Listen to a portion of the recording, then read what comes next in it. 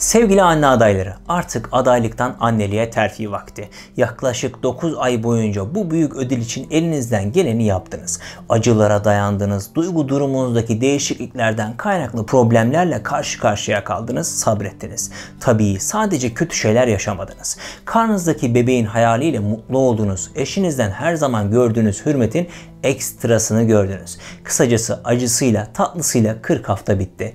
Aklınızda belki de şu an tek soru var. Bebeğim nasıl doğacak? Doğum nasıl gerçekleşecek? Kaygılarınız, endişeleriniz de kafanızda soru işaretleriyle dolu. Birçok hamile kadın ve henüz hiç hamile olmamış kadınlar bebeğini kendi başına doğurmaya yeterli olmadıklarını düşünüp korku ve endişeye kapılabilirler. Hamilelik uzaktan bakıldığında kocaman bir karpuzun anne karnına sıkışması, doğum ise onun oradan çıkma serüveni gibi görülebilir. Ancak hem sizin hem de bebeğinizin sağlığı için çalışan doktorlarınız ne yaptığını gayet iyi biliyorlar. Her şeyden önce eğer siz ince kemikli bir yapıya sahipseniz çocuğunuz da size benziyor. Herhangi bir sumo güreşçisine değil.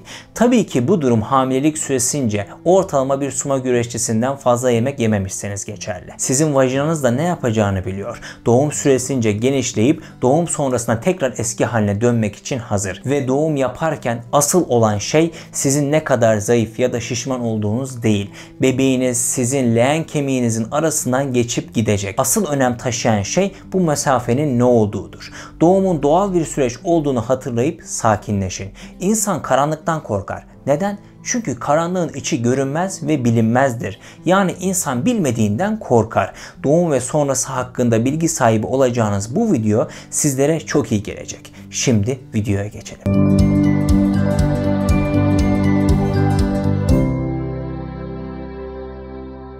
Merhaba sevgili anne adayları. Konuya geçmeden önce küçük bir hatırlatma yapmak istiyorum. Çoğu zaman hazırladığım içerikleri beğenerek izleyip bilgileniyorsunuz. Ama bu beğeni kalplerde gizli kalıyor. Biraz sonra anlatacağım konuyu da beğeneceğinizi biliyorum. O yüzden şimdi videoyu durdurup bir saniyenizi bile almayacak olan beğen butonuna bastıktan sonra devam edin lütfen. Şimdiden teşekkür ediyorum. Öncelikle doğum nasıl gerçekleşir sorusuna cevap verelim. Anne adaylarının kafalarını en meşgul eden sorulardan biri olan doğum evreleri şu şekildedir. Birinci aşama gizli evre ve aktif evre olarak ikiye ayrılır. Gizli evre 15-20 dakikada bir gelen 30 ila 60 saniye arası süren düzenli doğum kasılmaları ve rahim ağzındaki mukusun yumuşayıp incelip yavaşça açılmasıyla başlar. Bu evre en az 8 saat sürer. Aktif evre ise rahim ağzındaki mukusun tamamen gelip o bölgedeki açılma 3 santime çıkınca başlamış olur. Kasılmalar 10 ila 15 dakikada bir gelir. Daha düzenli ve ritmiktir. Kasılmalar arasındaki süre önce 5 dakikaya sonra 2 dakikaya iner. Bu evrenin sonundaki her bir kasılma 60 ila 120 saniye sürer. Bebek doğum kanalında ilerledikçe serviks 4 ila 9 santim arasında en hızlı açılma dönemini yaşar. Aktif evre süresi anne adayının doğum sayısına göre değişir. İlk hamilelik ise her 1 saatte 1 santim açılır. Eğer serviks 4-5 santim açıldıktan sonra doğum ilerlemiyorsa doğum uzmanı ince uzun bir aparat yardımıyla rahim zarını açmayı önerebilir. Bu işlem rahim kasılmalarını hızlandırır ve bebeğin servikse daha çok baskı yapmasını sağlar. Bu acısız bir işlemdir. Bu işlem erken doğumda yapılmaz. İkinci aşama geçiş evresi ve ıkınma evresi olarak ikiye ayrılır. Geçiş evresi serviksin daha da genişlediği ve tamamen 10 santim açıldığı bir evredir. Bu evrenin sonunda ıkınma isteği gelir. Ağrı açısından zor bir evredir. Çünkü kasılmalar her 60 ila 90 saniyede bir gelir ve ortalama 30 ila 60 saniye sürer. Bu evrenin anne adayının doğum sayısına göre 20 ila 50 dakika olması beklenir. 1 saatten fazla sürmesi istenen bir durum değildir. Ikınma evresinde yani ıkınma isteği geldiğinde serviksin yeterince açılmış olması gerekir. Eğer yeterince açılmadıysa doğum destekçisi serviksin açılmasını sağlayacak şekilde anne adayına kısa nefesler alıp vermesini sağlayacaktır. Bu nefes şekline odaklanmanız ıkınmanızı önler. Serviks genişlemeden ıkınma gerçekleşirse bebeğin baş kısmı biraz uzamış olarak doğabilir. Bu durum doğumdan bir süre sonra düzelir ve annede vajinal yırtıklar oluşabilir. Doğal bir doğumda hedef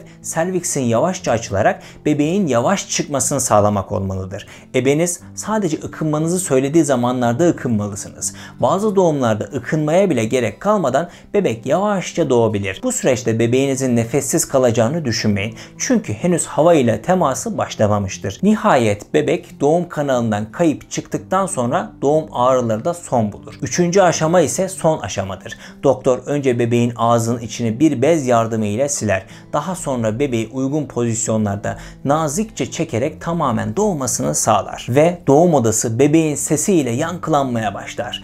Bebeğiniz ilk çığlıklarını atar. Bebek bu haftada yaklaşık 50 santim ve 3700 gramdır. Bir yandan göbek bağı klemplenip kesilirken bebek annenin karnı üstüne bırakılarak anne ile ilk tene temas sağlanır. Daha sonra bebek kurutulup ısıtılıp temizlenir ve kıyafetleri giydirilir. Doktor halen rahmin içerisinde bulunan bebeğin eşini yani plasentayı çıkartır. Plasenta rahim duvarından ayrılırken bir kanama gerçekleşir. 5 dakika sonra bu kanama durur ve rahim kas duvarları sıkılaşmaya başlar. Doğum yolu ve vajeni olası yırtıklar açısından kontrol eder doktor. Özellikle ilk hamileliklerde bebeğin çıkışını kolaylaştırmak için açılan epizotomi tamir edilir. Daha sonra yatağa alınan bebek annenin kucağına verilir ve sonunda anne ilk defa bebeğiyle göz göze gelme imkanı bulur ve doğum tamamlanır. Geçmiş olsun hepinize. Doğum sonrası tene temas uygulaması yapabilirsiniz. Bebekler doğduğunda cilt yüzeylerinde sanıldığı kadar kan olmaz.